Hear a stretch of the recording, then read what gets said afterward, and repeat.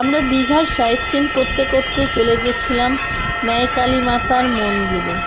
মন্দিরটা এমনি অনেকটা জায়গা নিয়ে, আর খুব সুন্দর, সাদা, আর চারদিকে লাইট পড়েছে, এত সুন্দর লাগছে মন্দিরটা। বাইরে থেকে মাকে দর্শন করতে চেষ্টা করলাম, তারপরে মন্দিরটা দেখার পরে ভেতরের দিকে প্রবেশ করলাম। এমনিতে মা অন্যান্য কালী মাতার মতন দিব্য করে নয়, মা অন্যরকম রূপ। মা মহিষ আর বাঘের উপরে বসে আছে। মাকে দেখতে খুব সুন্দর লাগছিল।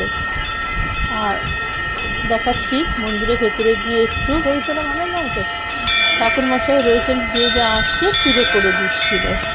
আমরাও পুজো করিয়ে নিলাম একটু। আসলে সবাই তো এসেছে ওখানে বেড়াতে গিয়ে, সামনেটা ভীষণ ভিড় ছিল, তাই আস্তে আস্তে খালি হলো। দেখাচ্ছি মাকে হলুদ রঙের শাড়ি পরিয়ে রেখেছিল, অপূর্ব লাগছিল। খুব সুন্দর রূপ মায়ের, ধীর স্থির শান্ত রূপের মা এখানে বিরাজ করেন। আর আমরাও পুজো দিলাম, প্রার্থনা করলাম সকলের মঙ্গল কামনার জন্যে। তারপরে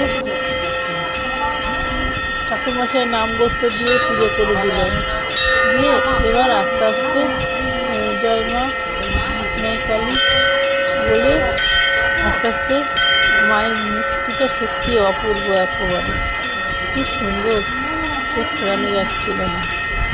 তাই খানিকক্ষণ থাকার পরে চলে আসলাম। সঙ্গে তো আমার মা ছিল, ভাই ছেলে ছিল, দিদি ছিল, বনি ছিল, সবাই গেছিলাম আমরা দীঘায় ঘুরতে। ঘুরতে গিয়েই আমরা দেখতে গেছিলাম মায়ের মন্দিরটা, অপূর্ব। আপনারা দেখুন, একটু ভিডিও করে নিয়েছিলাম, যে সুন্দর লাগছিল বলে। আর এখানে ছবি তোলা মানা নয়, তাই ভালো লাগবে কিনা জানাবে।